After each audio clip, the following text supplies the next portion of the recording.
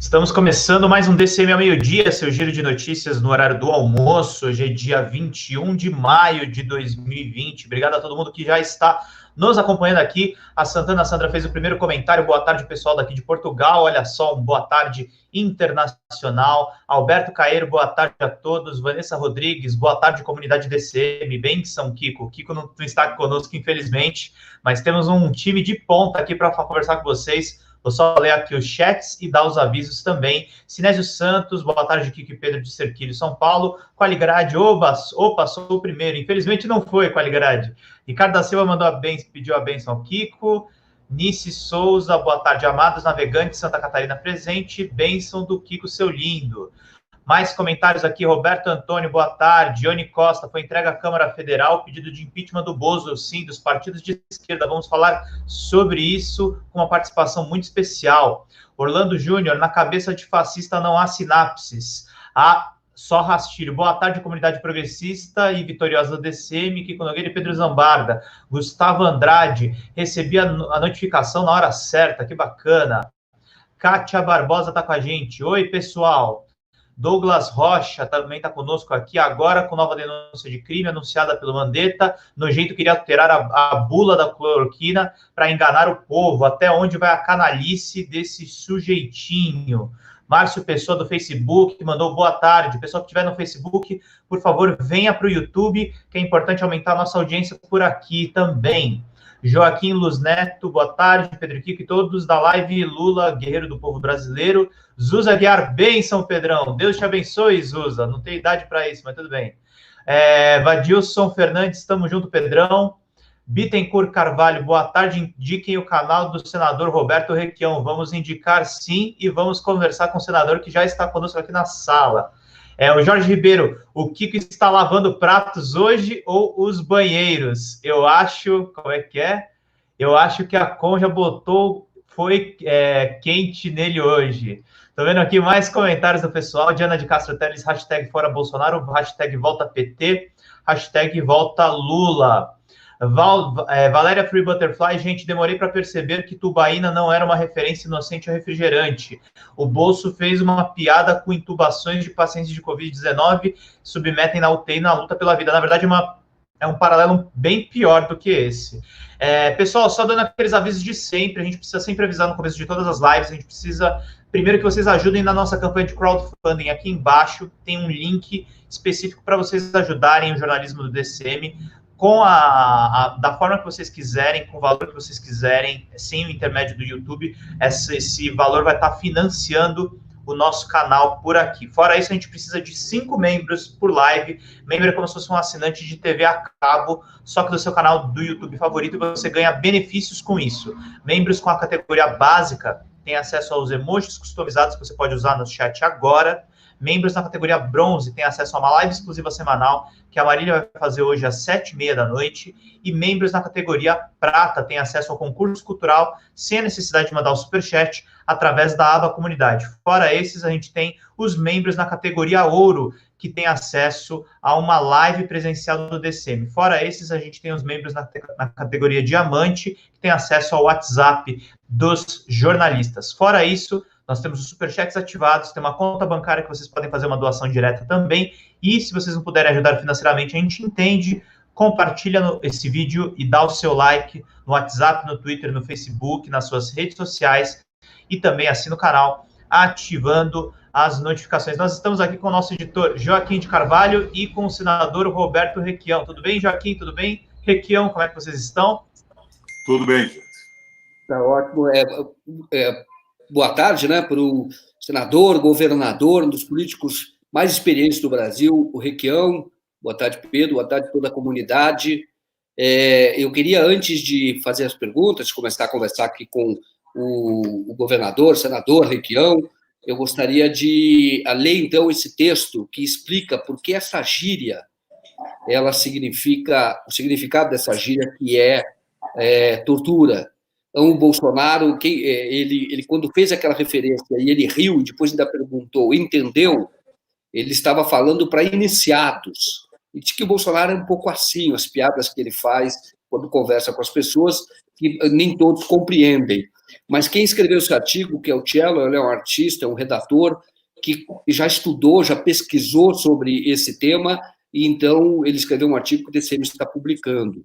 Então, eu vou até reproduzir aqui um texto, uma parte do texto. Ele diz o seguinte: a falta de respeito de Bolsonaro com as vidas perdidas por causa do coronavírus, justamente num dia em que basicamente morreu um brasileiro por minuto em 24 horas, vai além de uma piada tosca que rima palavras com final ina. Se fosse só para desdenhar a gravidade da pandemia, Bolsonaro poderia ter usado outra rima: brilhantina, nitroglicerina, parafina, água de piscina. A palavra tubaína não foi escolhida por acaso, foi escolhida a dedo. Tubaína é, na verdade, em Tubaí, né? O trocadilho é uma forma mais pobre de se fazer uma piada. Um jogo de palavras com duplo sentido, bobo e infame, que qualquer tiozão consegue fazer. Tipo, ela queria dar um furo, sacou? É outra piada que o Bolsonaro fez. Ao dizer que quem é de direita toma cloroquina e quem é de esquerda tubaína, o presidente faz pouco caso dos brasileiros que contraírem o vírus, insinuando que os que não tomarem o medicamento serão entubados, em Tubaí, né? Na verdade, repetiu uma piada interna daqueles que só um círculo de amigos compreende. Talvez por isso tenha passado batido para a maioria das pessoas. Ao final, ele pergunta: entendeu? Deixa claro que existe um segundo sentido. Há quem diga que nos bastidores do Planalto ele faz essa piada baixa faz tempo. Sabe-se também que tubaína é uma gíria usada em quartéis para a técnica de tortura por afogamento, em que se coloca um funil na garganta do torturado e despeja-se água sem parar. Seguida de sua risada forçada, amedrontadora, a piada de Bolsonaro tenta estimular seu gato a rir com ele, como fazem suas visitas matinais ao puxadinho do Planalto. Nessas ocasiões, sempre existem alguns apoiadores que riem enlouquecidamente de suas investidas malcriadas. Será que tem gente contratada para rir dessas desgraças da tentativa de transformar as grosserias do presidente em piada e assim aliviar os absurdos expelidos pelo seu Jair? Bom, esse é o texto. Eu acho que aqui já dá para a gente começar a discussão. É um texto do Cello. Então, eu já vou aqui diretamente para o governador, senador Roberto Requião, futuro prefeito de Curitiba. Muito obrigado pela presença. E aí eu pergunto, senador Requião, eu pergunto para o senhor o seguinte: o senhor conheceu, pelo menos teve convivência com o Bolsonaro, quer dizer, pelo menos frequentaram o mesmo espaço ali no Congresso Nacional. O senhor esperava que o Bolsonaro fosse tão ruim quanto está sendo, quer dizer, que fosse assim, talvez até a pior que a encomenda, ou o senhor já esperava que ele fosse assim? Joaquim, o Bolsonaro no Congresso era um zero à esquerda. As pessoas cruzavam com ele nos corredores e não cumprimentavam. Ele vivia fazendo uma provocação com uma parlamentar aqui, outra ali, para aparecer na grande mídia. Agora, veja, essa história da tubaína e da cloroquina é muito clara para mim. O Mandetta, hoje, fez uma denúncia que o Bolsonaro pretendia mudar a bula da cloroquina e dizer que a cloroquina era específica para o tratamento do Covid-19. Então, você veja, Joaquim, o que ele está tentando fazer com tudo isso?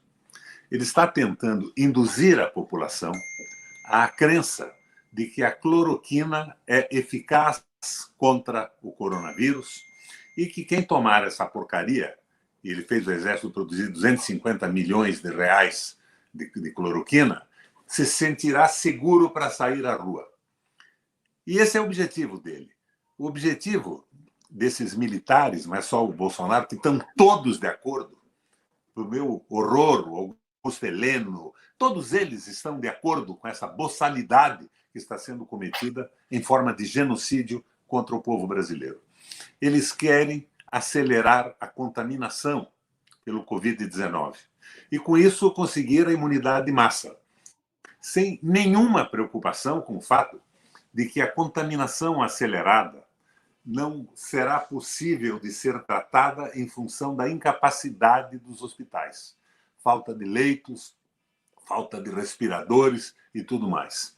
A guerra deles é contra o coronavírus. Eles querem acabar com isso rapidamente. mesmo que acabe com parte da população. Porque eles não estão defendendo o povo, a soberania, eles estão defendendo o capital financeiro e os muito ricos. Então, eles consideram que esta aceleração, provocando uma mortandade fantástica, é um efeito colateral na luta do capital, que quer continuar funcionando e ganhando fábulas na mão de banqueiros, do capital financeiro principalmente, e o vírus. Então, fica muito claro para mim. É entubamento que ele falava de tubaína mesmo. Ele quer convencer a população. E o pior, Joaquim, é que está convencendo. Eu saí em Curitiba ontem de automóvel, janelas fechadas, pela primeira vez em 60 dias. O povo está na rua, os bares estão abertos. E esses ratinhos, Rafael Greca de Curitiba, como políticos do Brasil inteiro, bolsonaristas, estão entrando nesse jogo. É a contaminação rápida, uma mortandade absurda para fazer retomar a economia e evitar a falência do capital financeiro. Você imagina o que vai acontecer nos bancos com a inadimplência provocada pelo isolamento, pela paralisação do trabalho e pelo coronavírus. Eles querem resolver isso mesmo sacrificando boa parte da população. Que população? A mais pobre, a que não consegue um isolamento razoável, a que não tem dinheiro para se alimentar, porque o governo se recusa a suprir essas necessidades. Eu participei até agora do lançamento pela internet da entrada do pedido de impeachment do Bolsonaro no Congresso Nacional. Foi feito pelo Menezes, uma série de juristas, uma coisa bem elaborada, com todos os desvios, as desobediências constitucionais. Nós temos que afastar o Bolsonaro. O afastamento do Bolsonaro é saudável para o Brasil. É uma questão de saúde pública, é uma questão de garantia da Constituição. E daí o pessoal me pergunta, mas o Mourão assume. Ele diz mais bobagem que o Bolsonaro do ponto de vista econômico e tudo mais. Até quando ele disse que o povo brasileiro não valia nada, né? Que era um preguiçoso, que era descendente de negro e de índio. É um imbecil. Mas vamos tratar de um de cada vez, como diria o açougueiro.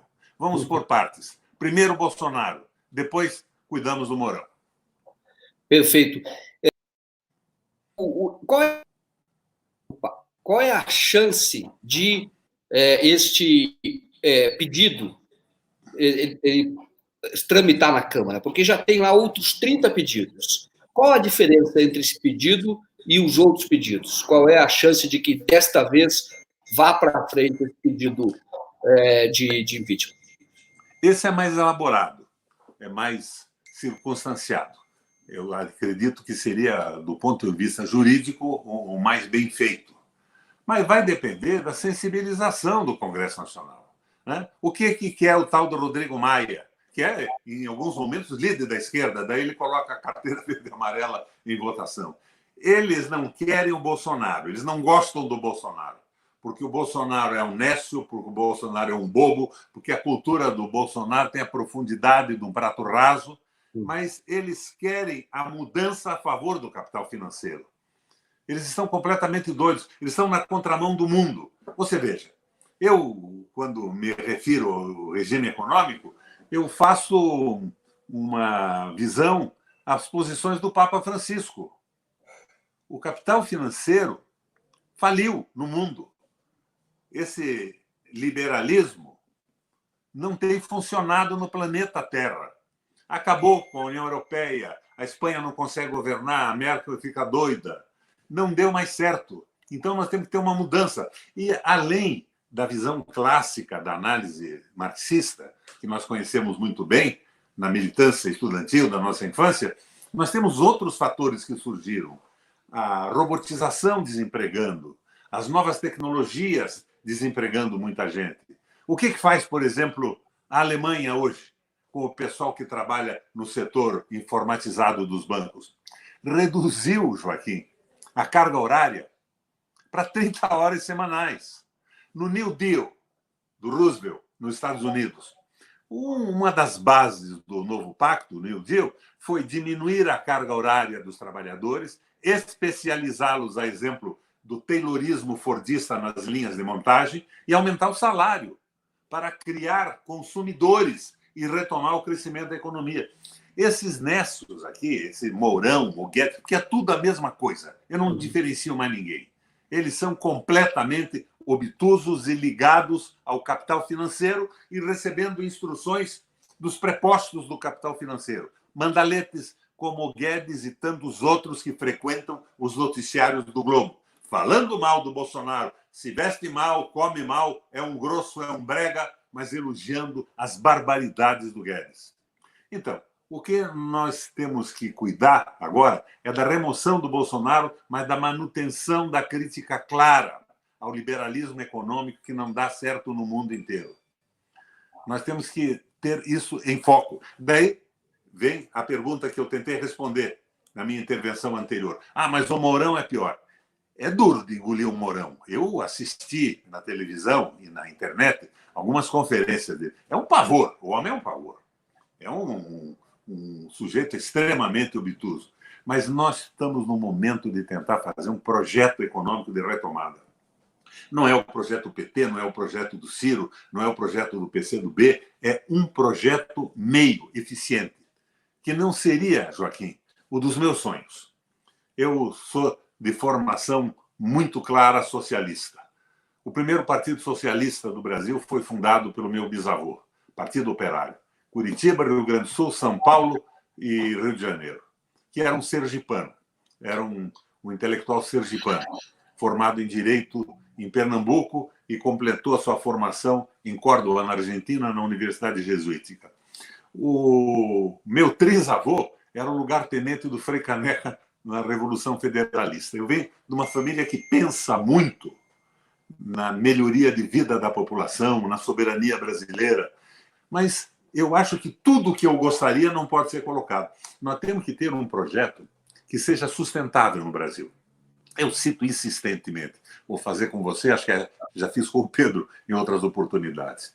O exemplo aristotélico de um exército que tinha que tomar uma coluna que era estratégica para que o exército do povo avançasse e submete isso a 3 comandantes. O primeiro dá uma olhada lá e diz o seguinte: com os homens que eu tenho e os meios materiais, eu não consigo tomar essa colina. É um ato extremo de covardia. O segundo era um cara ousado, era um sujeito porreta. Ele diz: com os homens que eu tenho e com os meios materiais que tenho, tomo a colina. Avança, toma a colina, dá uma olhada para frente e resolve avançar. Além da colina, ele perde quase todos os seus homens e o material bélico de que dispunha. O terceiro avalia a colina, avalia o pessoal que conta o material bélico e diz: posso tomar a colina.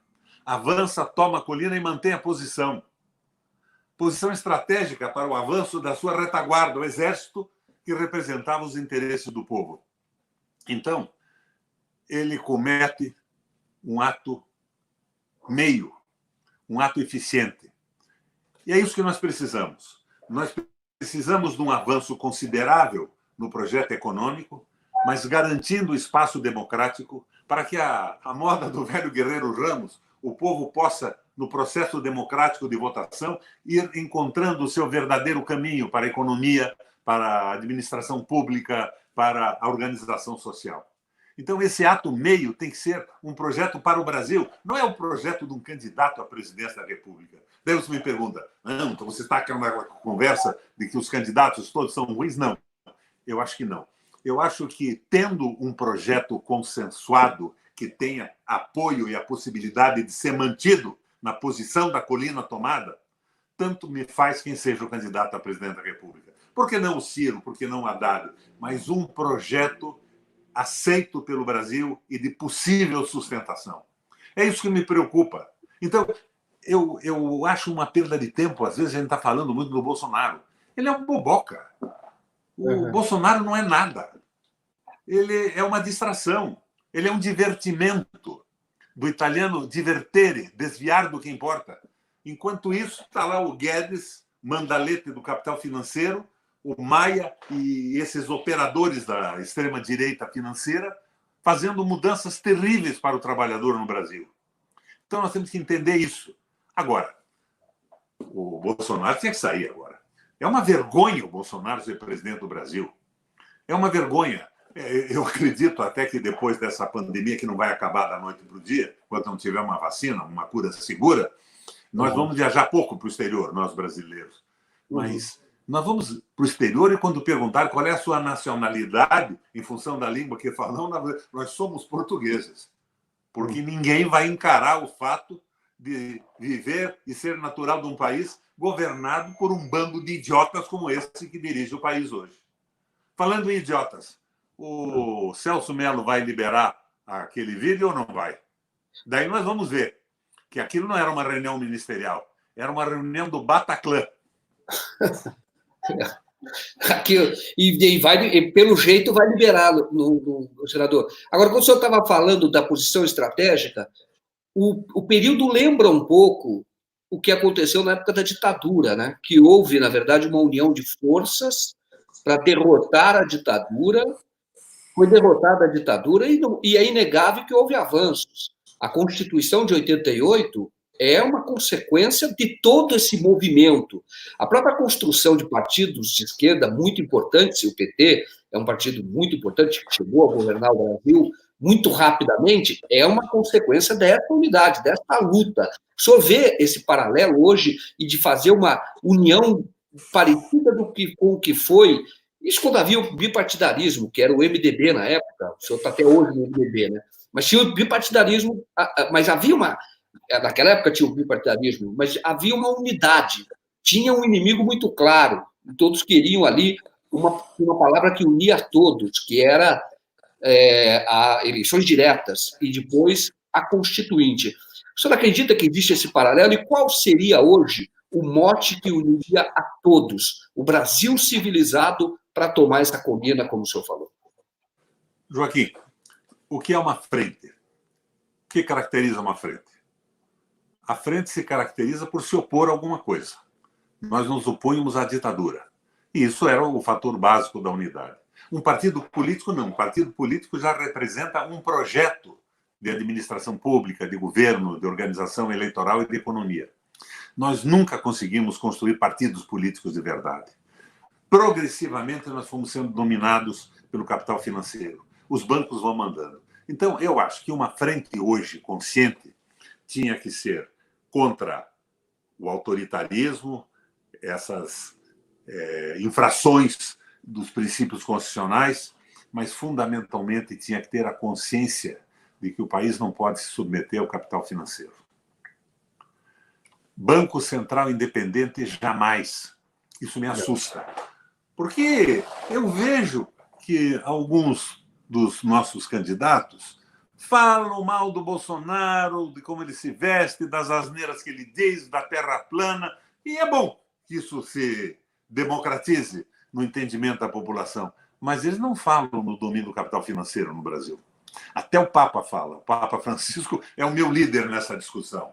O capital é bom, diz o Papa, se ele for investido numa empresa, produzir bens, gerar tecnologia nova, garantir empregos e salários para a felicidade e a sobrevivência dos trabalhadores. Mas o capital não pode mandar no mundo. É aquele princípio bíblico. Não se pode servir a Deus e a Mamon. E eu insisto sempre que Mamon, na Bíblia, em hebraico, significa dinheiro.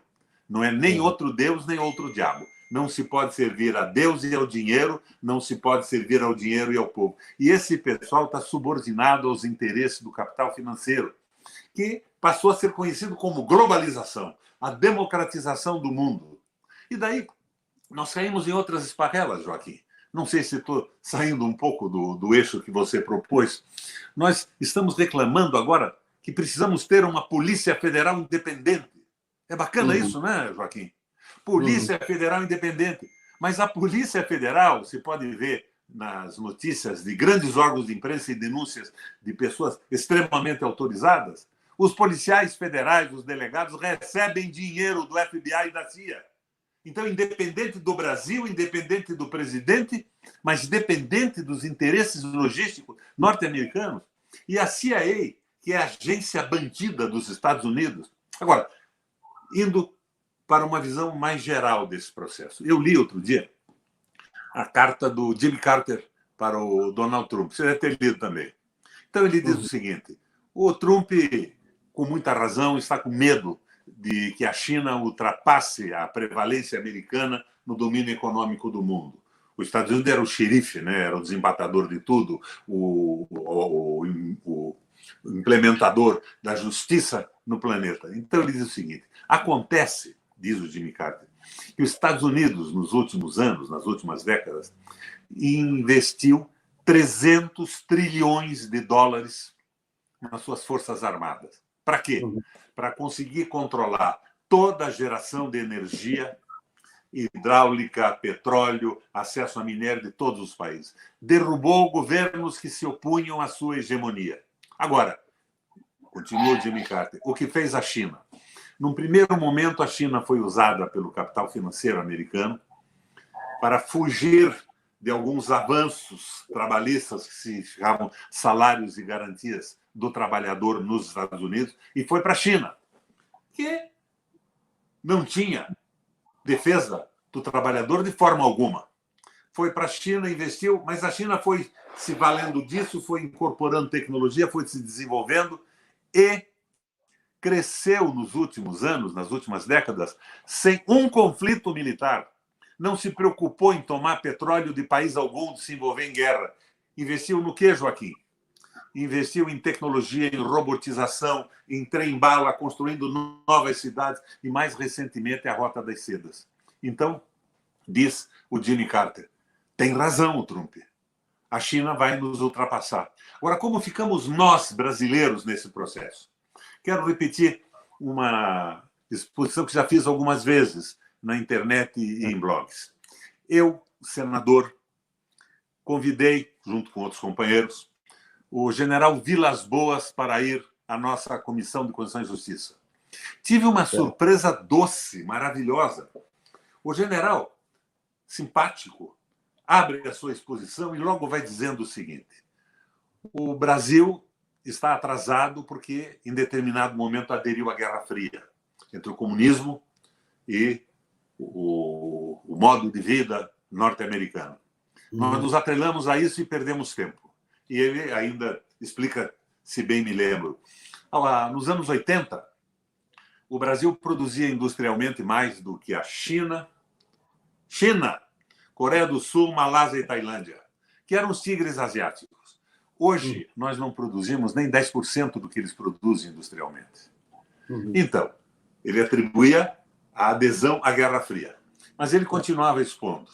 Senhores senadores, hoje não temos mais a Guerra Fria. O comunismo da Rússia se esboroou com a glasnost e com a perestroika. Mas nós estamos novamente em vias de entrar numa disputa geopolítica por domínio do mundo entre Rússia e Estados Unidos. Os Estados Unidos não acreditavam que a China entrasse no jogo econômico da Rússia, mas isso acabou acontecendo, talvez até em função da ferocidade da política externa norte-americana, das suas maldades. E nós não podemos continuar subordinados aos interesses de dois blocos. Nós somos grandes demais. Nós somos um país consolidado e soberano para nos subordinarmos aos interesses dessa briga geopolítica pelo domínio da economia no mundo. O Brasil precisa ter um projeto próprio. Eu me entusiasmei e logo depois o Vilador vai me apoiar, o porra louca do Bolsonaro.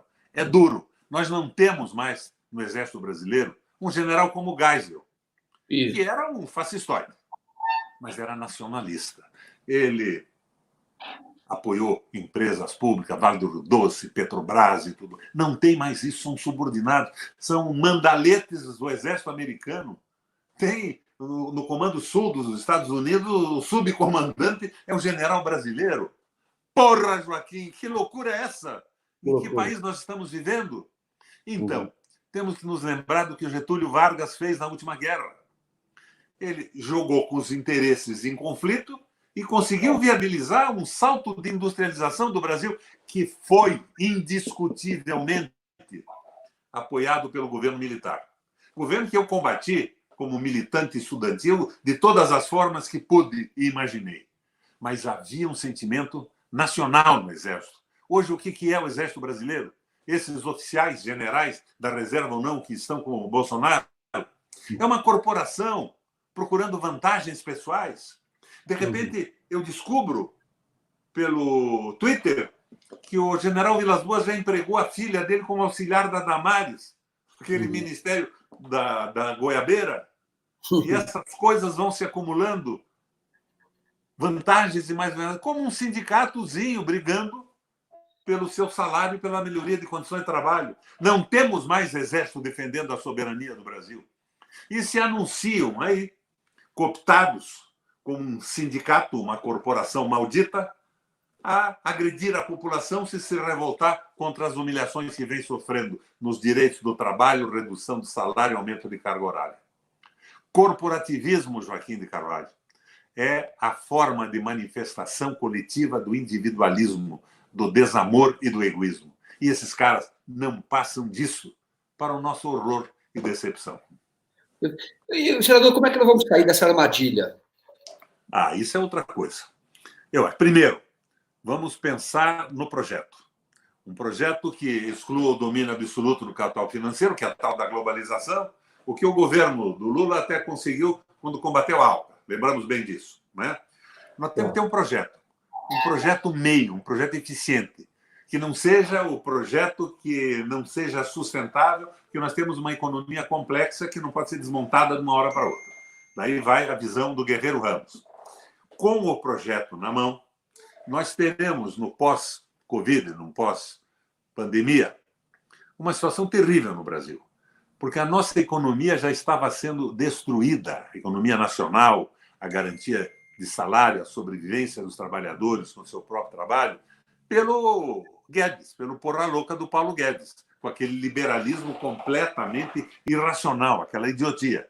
Isso se soma agora ao acelerador de crise que é o Covid-19. E nós vamos ter uma população profundamente insatisfeita com isso tudo. É a hora, então, deste programa econômico e social palatável, sustentável, ser lançado e a gente avançar na modificação das estruturas institucionais do país e voltar a garantir direito dos trabalhadores. Agora, veja bem, Joaquim, eu não estou dizendo para você que nós temos que garantir a volta integral do sistema de aposentadoria, que garantia salários absurdos para oficiais generais, políticos e tal. Muita coisa tinha que ser mudada, mas eles não mudaram, eles acabaram com o direito e a possibilidade de sobrevivência do trabalhador. É uma luta continuada, mas nós temos que ter, Joaquim, fundamentalmente, um projeto que possa ter ampla aceitação. Quando o Bolsonaro diz que o pequeno empresário no Brasil é sacrificado, ele não está mentindo. Uhum. Você sabe como é que funciona um fiscal de prefeitura, do Estado, da União? Os impedimentos criados para vender facilidade. Isso tudo tem que ser corrigido. Mas nós precisamos do projeto sustentável e, nesse fim de pandemia, nós temos um ambiente propício para a renovação da política brasileira. Com coragem. E com todos os partidos. Todos os partidos. O PT agora começou a discutir um projeto para o Brasil. Um projeto de desenvolvimento para o Brasil. No começo diziam que era o projeto do Lula. Não seria bom um projeto do Lula para o Brasil, porque criaram uma crítica e um horror ao Lula em grande parte da população. Eles iam rejeitar o título já, mas o PT já mudou esse título. O Ciro tem o dele. E, além disso, Joaquim, nós temos que olhar nessa recessão, produto do Covid e produto da política liberal no Brasil e no mundo, porque o Meirelles era um liberal. O Meirelles fazia o que o Guedes faz mais devagar. Era a mesma coisa. O Joaquim Levy era a mesma barbaridade. O que nós temos que olhar no mundo?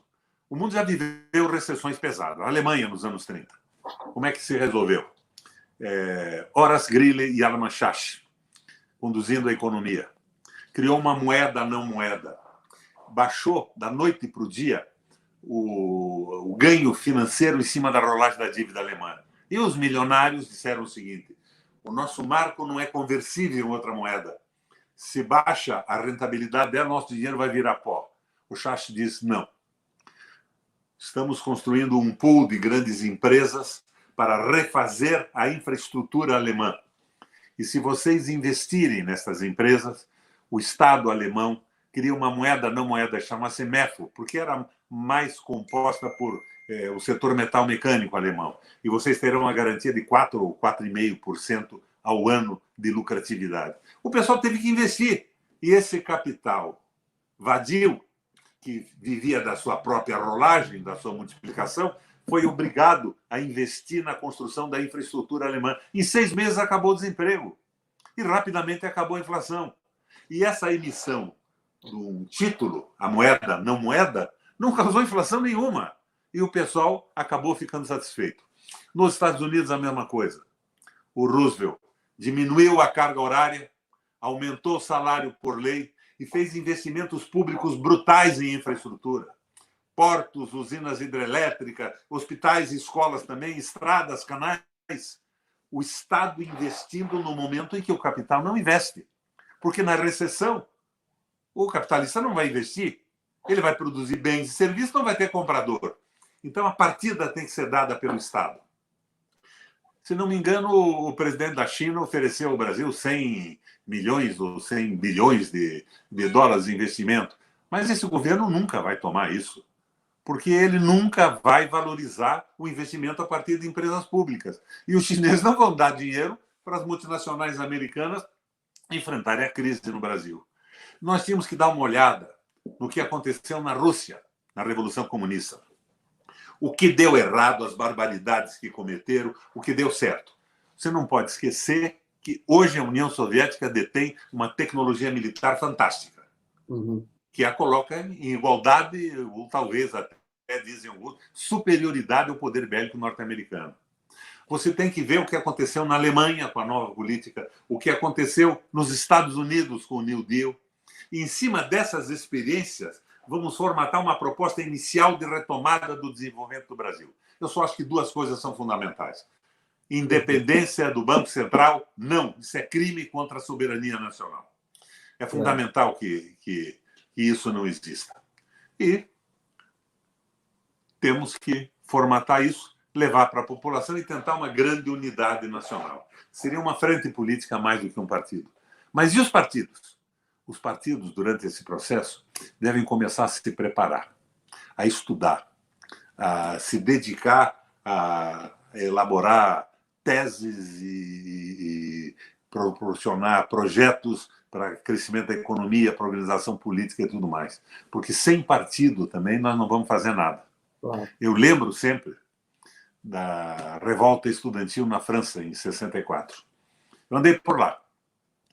Daniel Cohn-Bendit, Régis Debray, figuras importantes, contestavam tudo. E aquilo comoveu não só a França, comoveu o mundo.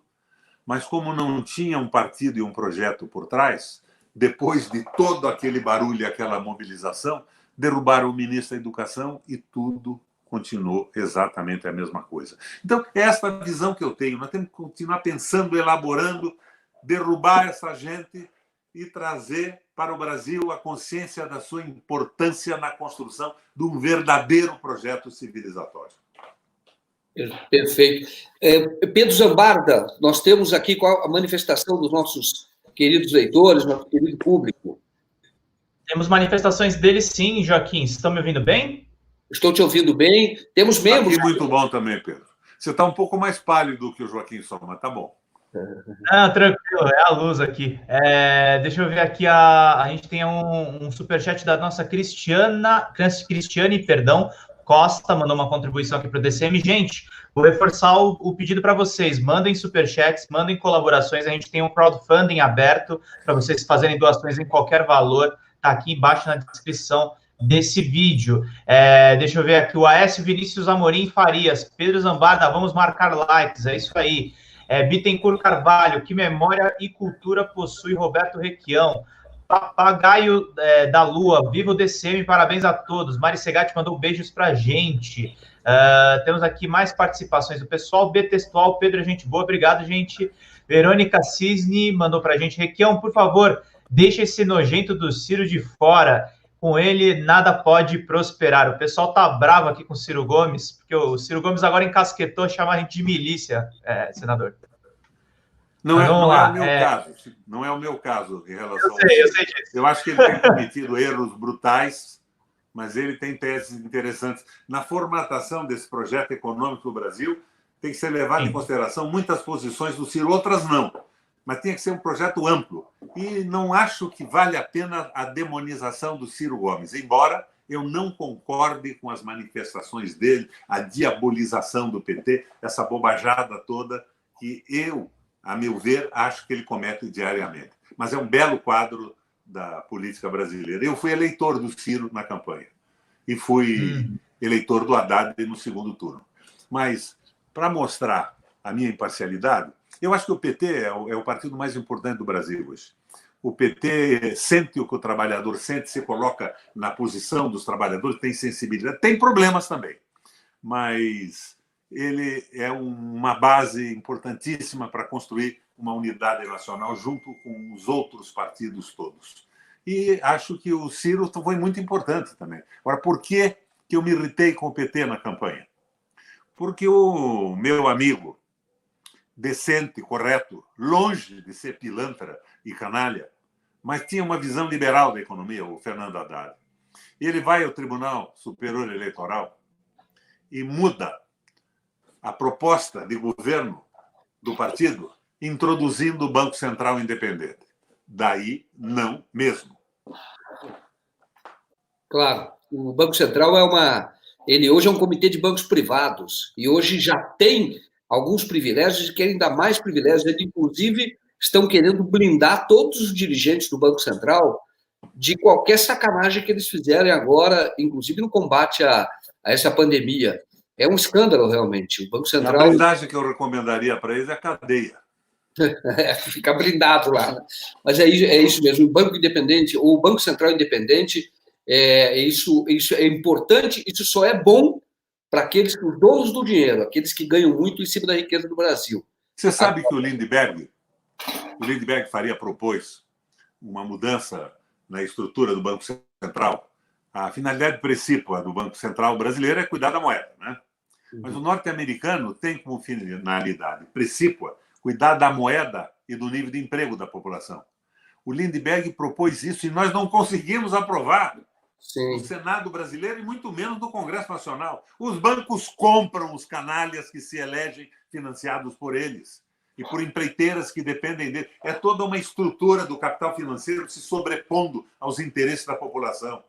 E foram esses pecados que abriram um caminho também para o Sérgio Moro montar aquela famosa Lava Jato, que tinha razão de começar, que até me empolgou pessoalmente no começo, e depois passou a ser uma espécie de preposto do interesse norte-americano, indo para os Estados Unidos uma vez por mês, acabou, inclusive, levando o famoso capitão Bolsonaro aos Estados Unidos visitar a sede da CIA. Então, você veja na mão de quem nós estamos. Agora, isso não significa que você não vá combater a corrupção, que dominou a política brasileira e domina ainda hoje. Porque o que é esse assalto dos interesses financeiros sobre o direito dos trabalhadores, se não é a mais pura e completa corrupção? Tá certo. O Pedro, nós temos membros aqui já, agora que assinaram aí o pacto aqui conosco, né? A gente continua na mesma linha editorial e eles continuam assinando. Temos aí cerca de 1.400 membros já. Temos uma meta de 1.412, Joaquim. 1.412, olha só. Olha aí. Membros novos aqui, o Diego e a Marluce Menezes estão com a gente. É o Diego, então, né? Um coração para o Diego aqui, da gratidão por financiar o jornalismo independente. E a Marluce. Então, Marluce. Tá aqui, Marluce, muito obrigado de coração, porque eu sei como é importante. Mais 3, gente, mais 3. Financiamento. Como que é? Mais 3, a gente tem uma meta de 5 por live. E temos mais 3. Ah, sim, mais 3. Como é importante, porque o que mantém o canal, o que mantém o site é exclusivamente o público. Vocês com o seu financiamento, o financiamento de vocês. Nós fizemos vários documentários. Helicoca, Lista de Furnas, fizemos a indústria da delação premiada, fomos até Madrid entrevistar o Tacla Duran, falamos sobre a compra de votos da reeleição do Fernando Henrique Cardoso, enfim, vários trabalhos que você encontra aqui no canal, aqui no Diário do Centro do Mundo, e sempre foi financiado com o dinheiro do público, o dinheiro de vocês. Então, por isso que eu reforço sempre essa necessidade, e é por isso que eu agradeço de coração mesmo, porque eu sei como isso é importante para a gente continuar no nosso trabalho e fazendo mais jornalismo. Nós fomos os únicos que fomos até Ilhas Virgens Britânicas mostrando que a Globo tinha criado uma empresa de papel para poder sonegar impostos. Ela deixou de pagar 600 milhões de impostos pela... de 2002. 2002 e 2006. Então, nós mostramos lá que isso enganou todo mundo na ocasião.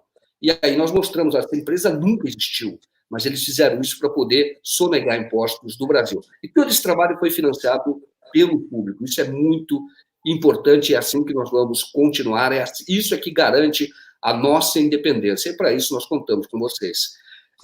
Pedro, agora eu gostaria de falar com o senador Requião sobre voltar ao assunto do processo de impeachment. Por quê?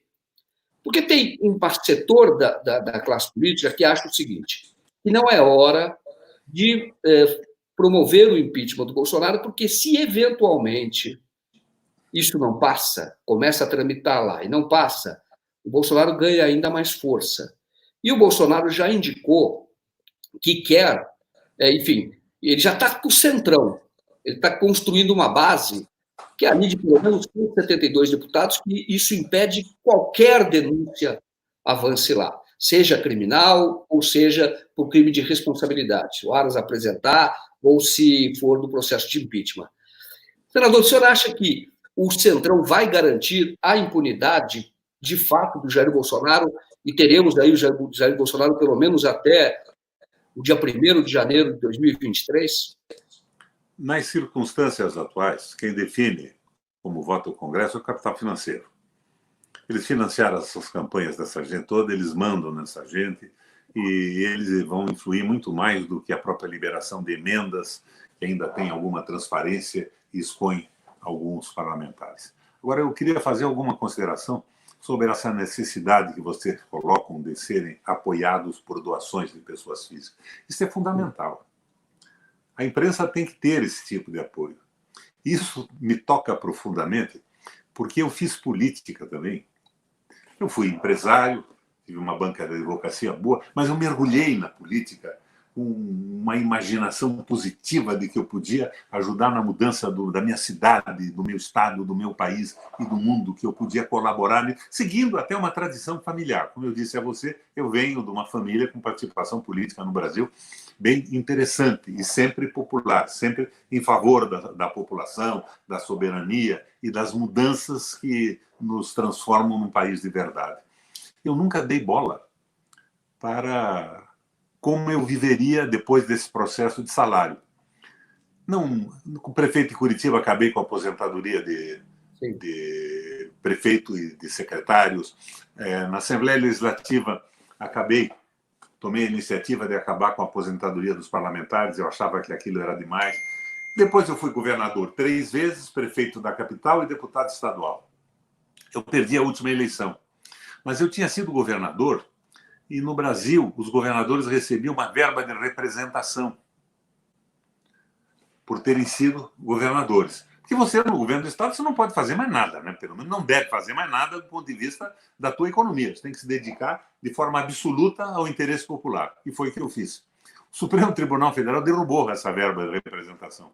Então, hoje eu sou um ex-governador por 3 vezes, ex-senador por 2 vezes, ex-deputado estadual e ex-prefeito da nossa maravilhosa cidade de Curitiba, que tem uma aposentadoria de R$ 2.700 por mês do INSS. Então, sou absolutamente a favor da verba pública para sustentar campanhas. É evidente que eu não sou a favor do volume da verba pública que essa gente viabilizou no Congresso. É uma coisa fantástica, acaba beneficiando exatamente os donos de partido e ligados também ao grande capital, sem ideologia e sem projeto. Mas o financiamento da militância política e do jornalismo é absolutamente necessário. Como político e jornalista que sou também, eu quero apoiar essa reivindicação de vocês e sugerir aos que nos escutem que se acham interessante o que estão vendo no jornal hoje e outros dias e dispõe da possibilidade de fazer uma oferta financeira para a sustentação disso tudo, o faço. não só para a CVM, mas para outros blogs progressistas e independentes e que trabalham de uma forma geral pelo Brasil e pela formação da consciência política do país. Muito obrigado, Fernando. Muito obrigado. Muito obrigado. Importante esse apelo com o seu testemunho. E eu não estou pedindo para dividirem comigo, eu fico com os 2.700 por enquanto. Porque eu tenho 2.700, mas eu ainda tenho uma poupança da época em que trabalhei, que tive empresa e tudo, que vai me sustentar aí por um ano e meio. E o senhor agora, eu vou perguntar, mas eu vou perguntar, aqui eu hoje até entrevistando o deputado Rogério Correia, falei de Minas Gerais como uma síntese do Brasil, e de fato é. As coisas que acontecem lá, de alguma maneira, são uma síntese do que acontece no Brasil. E eu vou aproveitar a sua experiência política pelo seguinte: o senhor é claramente um político de esquerda. E o senhor, sendo político de esquerda, com as suas propostas nacionalistas, mas de esquerda, essas propostas nacionalistas, o senhor governou o estado do Paraná, prefeitura, e o senhor continua muito influente na política. Como é que o senhor consegue fazer, vamos dizer assim, convencer o eleitorado do Paraná, que é visto, por isso eu posso estar equivocado, é visto como um eleitor mais conservador, tanto de Curitiba como do estado do Paraná? Como é que o senhor consegue, qual é a receita, isso para a gente replicar no Brasil todo? Como é que o senhor consegue convencer os paranaenses de que justamente é vencer o preconceito do que seria a esquerda, mostrar que a esquerda é solução para o Brasil, porque o problema no Brasil hoje é a concentração de rendas e a falta de inclusão social. Você falou a respeito do Roosevelt, por exemplo, que valorizando o trabalhador, valorizando o poder aquisitivo para poder sair de uma crise. Isso, uma proposta lá nos Estados Unidos. E o senhor tem essa proposta aqui, o senhor tem essa exata compreensão da importância da inclusão social. E como é que o senhor consegue convencer os eleitores do Estado que é visto como mais conservador? Em primeiro lugar, eu não concordo que o Paraná seja conservador. Eu analiso as últimas campanhas presidenciais. Quem elegeu o Bolsonaro foi o mesmo eleitor que elegeu o Collor, o Fernando Henrique e o Lula. Elegeu em cima de grande decepção com o comportamento da política, ultimamente com a revelação da corrupção pandêmica, né? Não é nem epidêmica, é pandêmica, que é no Brasil e no mundo, e elegeu por falta de uma proposta que desse segurança de mudança e fosse implementada nos governos. Os políticos dizem uma coisa na campanha e depois fazem outra, obedecendo exatamente ao desejo dos seus financiadores. Veja bem, eu fui candidato à reeleição ao Senado. Todos os institutos de pesquisa do país diziam que eu seria o senador mais bem votado do ponto de vista proporcional ao eleitorado do Estado do país. Isso no dia 7 de outubro. No dia 8 eu perdi a eleição. Eu fui fulminado pelos WhatsApps, pela intriga pessoal, por patifarias e fake news de todas as naturezas. Agora, como é que isso funcionou no Brasil? Vou te dar um exemplo de uma história que aconteceu comigo. Governador, eu fui convidado para fazer palestras sobre a economia brasileira e do mundo nos Estados Unidos. Fiz num grande restaurante, convidado pelo Sindicato dos Banqueiros Americanos. Eles me pagaram lá um dinheiro que era muito bom à época, me deram um voo de primeira classe e eles cobravam $500 de cada participante do almoço e eu falava antes do almoço, depois era o almoço. E depois fui convidado também para uma palestra sobre economia por um grupo de políticos norte-americanos que eu não me lembro bem qual era a origem deles.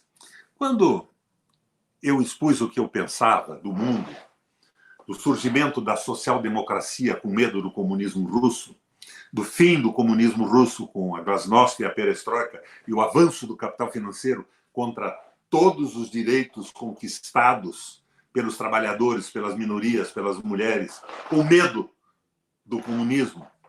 E disse o que eu pretendia, a minha visão nacionalista, democrática e popular. Eu fui abordado no fim disso por um senhor que me disse: Requião, eu fiquei muito interessado pelo que você disse. Eu queria conversar mais com você. Aceitaria um convite para ir a Boston, do lado de Nova York, comer um churrasco na minha casa? Eu não sabia bem quem era o cara e tal, mas não tinha o que fazer. Eu estava perdido em Nova York. Disse, eu vou. Fui. E levei comigo, inclusive, um deputado que hoje é do Tribunal de Contas do Paraná. Comemos o churrasco americano. O churrasco americano é hambúrguer, né? Hambúrguer naquela grelha de bafo, né? O fogo por baixo, a bafa em cima, cozinha tudo. Comi o hambúrguer e tal. Daí o cara me disse, Requião, eu sou vice-presidente do Citibank para a América Latina e para o Brasil. Eu queria te dizer o seguinte, nós recebemos orientação do governo americano, das autoridades, para fazer tudo o que pudéssemos para evitar uma candidatura tua e do Itamar Franco para a presidência da República. E eu estou te dizendo isso porque eu não sei por quê.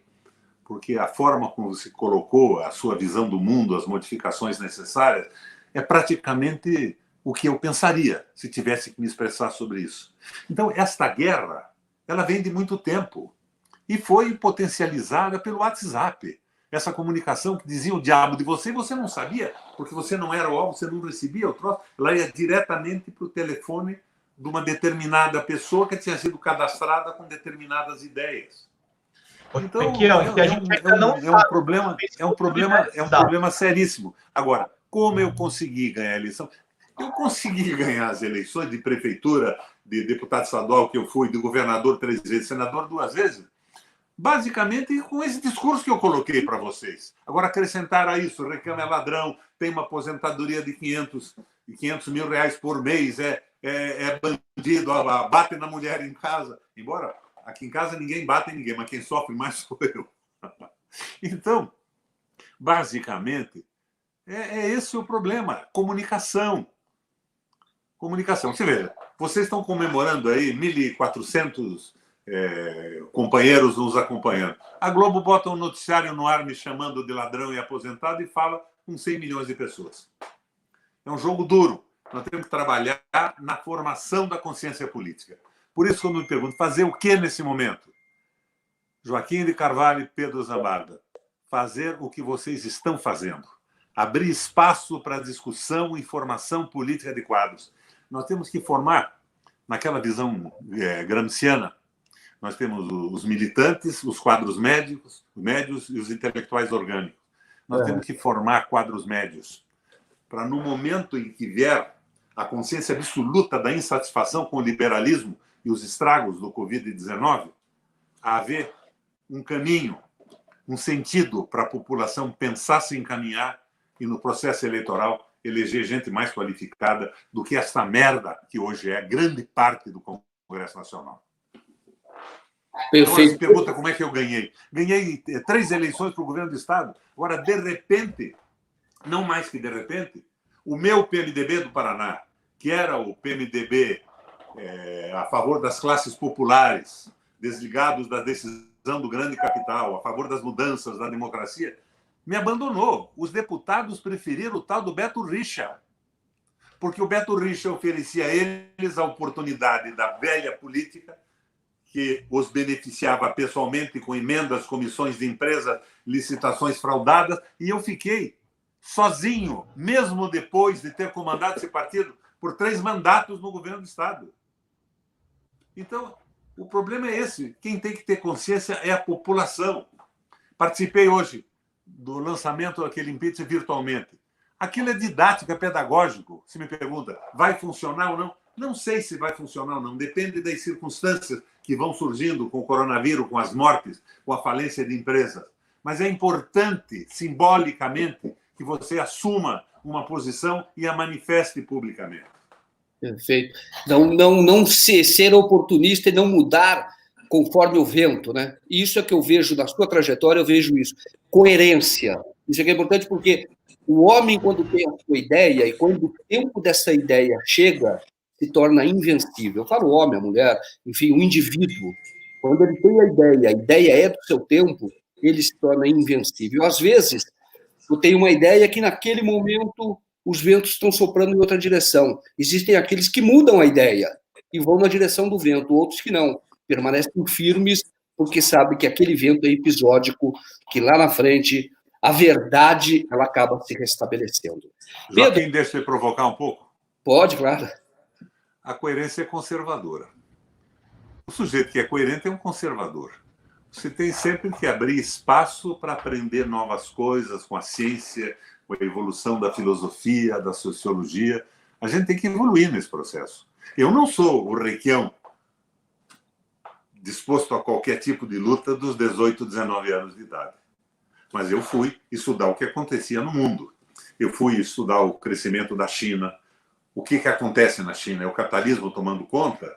Ou é um planejamento centralizado e uma descentralização das operações? Como é que a Alemanha enfrentou a crise dos 30, como os Estados Unidos enfrentou, como a China enfrentou? Por que fracassou a Revolução Russa? Né? Que não tinha, inclusive, as condições objetivas. Que o Marx dizia que a revolução tinha que acontecer num país industrializado. E a Rússia era uma grande fazenda com alguma industrialização. Por que fracassou? Como é que surgiu a Glasnost? Como é que surgiu a perestroika? Mas o que, depois disso tudo, mantém a Rússia como um país fortíssimo do ponto de vista tecnológico, de inovações, robotização e tudo mais, que é o caminho do futuro?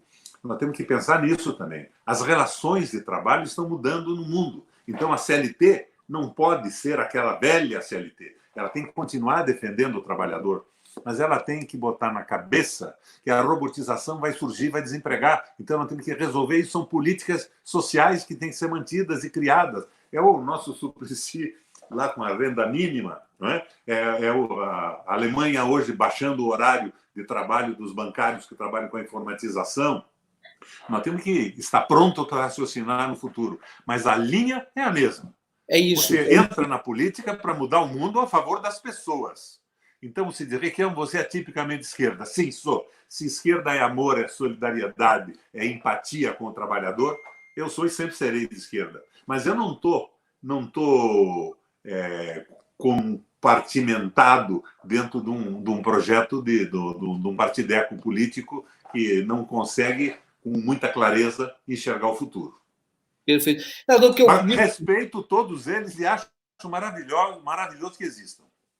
O que eu digo é o seguinte: a humanidade não mudou. Tudo o que acontece está descrito em todas as tragédias e comédias clássicas da Grécia. E na Bíblia. Sim, na Bíblia. Pode servir a Deus e a Mamon. Exato. E o que acontece quando eu falo da coerência é porque a gente tem consciência de que o problema é a exploração do homem pelo homem. O homem é o lobo do homem, isso será sempre. E aí é preciso combater essa voracidade com que alguns se apropriam, se movimentam em direção a outras pessoas. Nesse sentido, esta é a luta, ou, por outras palavras, a luta de classe sempre vai existir. Então, quando você sabe qual é o seu lado, o que é preciso para mudar, não importa se você faça isso de cavalo, se faz isso de carro, se faz isso de avião, o importante é que você vai chegar lá, ou se faz isso a pé. Em algum tempo, andava-se a pé. Hoje, você vai de avião, você atravessa o mundo, antigamente não dá para fazer isso. Então, quando a coerência é no sentido de manter a linha, isso que o senhor falou, manter o objetivo, nunca perder a utopia, nunca ser um cínico. Falou, vou mudar, vou perder aqueles meus sonhos. Eu tenho certeza de que o Requião que eu estou entrevistando agora tem os mesmos sonhos do Requião de 18 anos.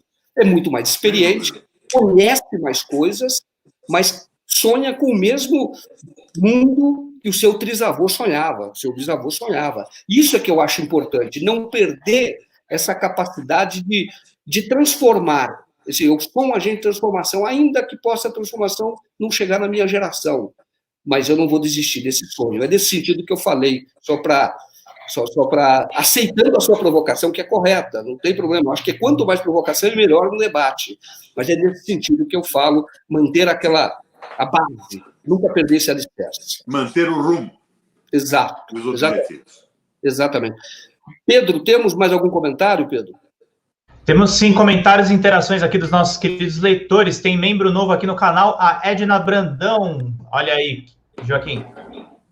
A Edna Brandão, meu coração para você, muito obrigado, de coração, minha gratidão.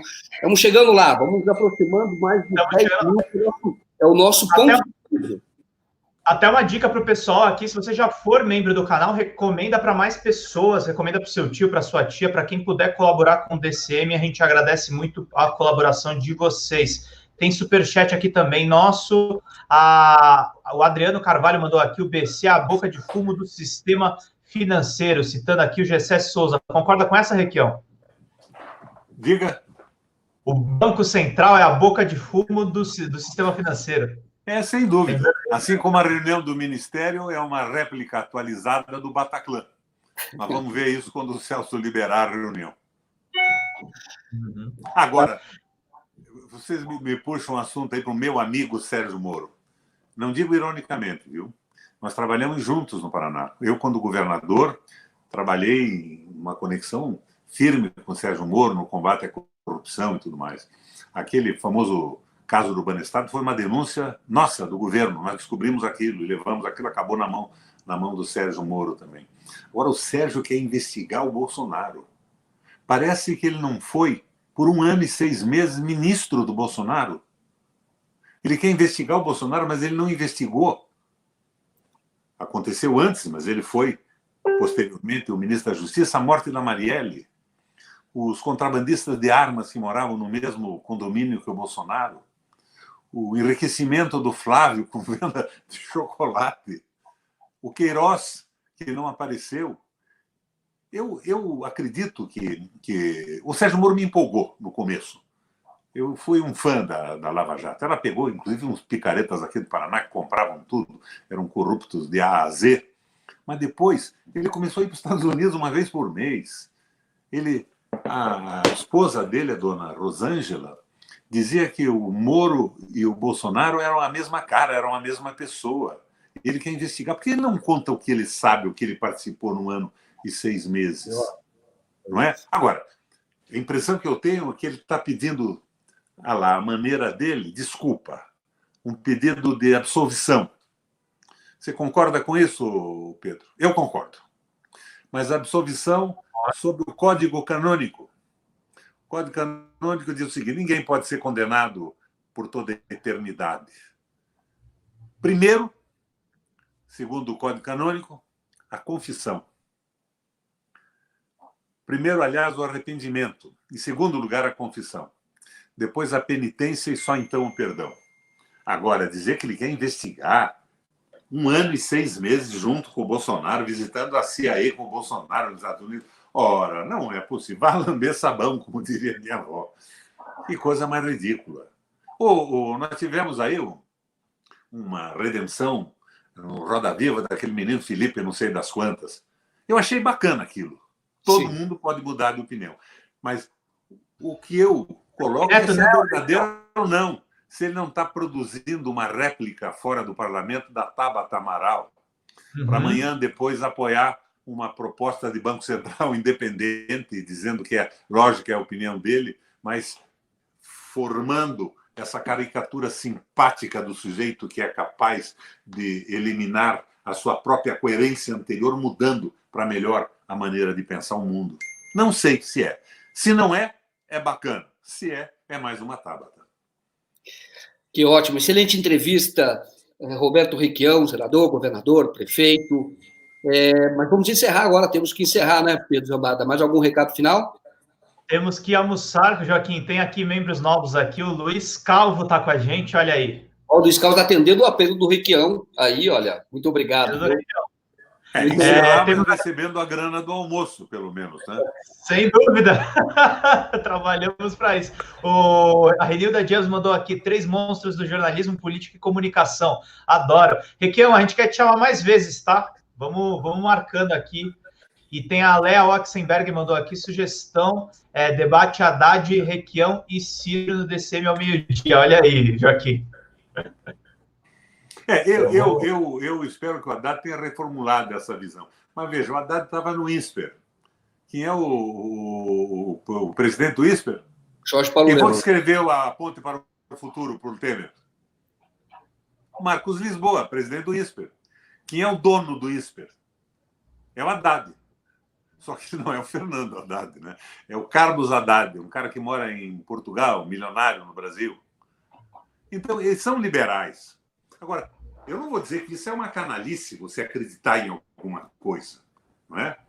Eu acho que é a formação da USP, liberalismo econômico, a participação nisso tudo, a visão filosófica da universidade. Ele sai da USP e vai para o tal do INSPER. Então, quem seria o ministro da Fazenda do Haddad eleito? O Marcos Lisboa, que escreveu A Ponte para o Futuro? Eu acredito no Haddad, na lisura dele, na seriedade. E quando votei, eu votei no primeiro turno no Ciro, exatamente por causa daquela história do Banco Central Independente. Mas eu trouxe o Haddad para Curitiba, ele veio a convite meu, iniciativa do PT, fizemos reuniões com sindicalistas, com a nossa base e tudo mais, e tenho um apreço especial por ele. Mas esta conversa de liberalismo econômico já passou daqui. Tem que acabar. É isso aí. Gente, obrigado por todos os superchats, todas as colaborações aqui. Tem mais alguma coisa para falar, Joaquim? Não, é isso. Só lembrando que o INSPER também é um sonho anterior do que eu falei do Jorge Paulo Lemann. Ele estava no mesmo grupo aí que resultou de vários empreendimentos, que resultou também na criação do INSPER. E só fazendo uma ressalva de que a ressalva... E é um Instituto Porreta, é bom. Exatamente. Fora de que dessa visão liberal, é um instituto de formação boa. Exatamente. E o fato de você trabalhar na empresa X não significa que você concorde com tudo que a empresa diz. Você vai lá e presta um serviço, né? É isso que eu estou dizendo. E eu acho que seria... Mais ou menos, Joaquim. Se você é professor de uma empresa, você não vai lá dizer o que a empresa não acredita. Contra não, né? Você não será contratado por ela. A não ser que a empresa tenha inteligência de dizer o seguinte: eu quero, inclusive, esta pessoa para poder... Trabalhar a multiplicidade. É possível. Uma inteligência, ou também um quadro, assim, para poder dizer até para o mundo externo, mas até porque os empresários inteligentes, infelizmente, são poucos hoje em dia no Brasil. Ele, às vezes, quer trabalhar, inclusive, com uma pessoa que pensa diferente dele. Mas porque ele sabe que nesse... Eu digo até em redação de jornal, já foi no passado, teve muitos quadros em redação de jornal, porque os donos sabiam que aquilo era interessante para ele, ter ali uma diversidade, isso era interessante. Mas o que eu acho interessante aqui? Eu gostaria muito que tivesse realmente aprofundar essa discussão, inclusive uma conversa com a Haddad, ter uma conversa com a Haddad aqui, com o Requião, para ter pontos de vista diferentes. Não significa isso uma ruptura da unidade do campo progressista, de jeito nenhum. É um aprimoramento, eu acho isso importante. Uhum. Sem sombra de dúvida. Eu, aliás, consulto a Haddad aqui semanalmente. Quando eu me aperto muito e tenho que vender o meu carro velho, eu consulto a tabela FIP, que foi ele que fez. O logaritmo é dele. E você sabe o que eu falo? Quando eu digo o seguinte, as críticas aqui, mesmo críticas a mim, eu sempre ouvi isso uma vez, o próprio Joelmir Betting falou isso uma vez, e eu realmente apreendi. Foi num prêmio que teve aqui em São Paulo, e ele disse o seguinte: eu prefiro, ele lembrou Santo Agostinho, eu prefiro aqueles que me criticam e que me corrigem, aqueles que me bajulam ou que me corrompem. Eu acho isso fantástico. Isso vale Joaquim, para todos nós. Não me entenda mal, eu sou admirador do Haddad. Eu fui da comissão presidente da comissão de educação do Senado. O Haddad foi um baita ministro da educação, tem qualidades incríveis. Mas formação econômica dele não é absolutamente palatável para mim. Mas é um jeito correto. E com um programa bom e consensual de desenvolvimento econômico do Brasil, de retomada do desenvolvimento, eu voto no Ciro, no Haddad, em qualquer um deles. Mas eles não podem individualmente colocar estas ideias que eu acho que não são ideias eficientes para a retomada do Brasil e que, de certa forma, vão consagrar um período ainda maior de retrocesso. Um abraço. Está certíssimo. Obrigado, um abraço para todos vocês. Obrigado. Obrigado, gente. Vida longa e próspera, voltamos com live das 5, tem o essencial também. Tem um comentário muito bom aqui da Orixá Carniel. Os Estados Unidos dominou o Brasil com judiciário e igrejas neopentecostais, com Supremo e com tudo, e nem precisaram de um jipe. Boa tarde para todo mundo, bom almoço. Valeu o comentário, é isso mesmo. Até mais, tchau, tchau. Até mais, um abraço para todos. Um abraço.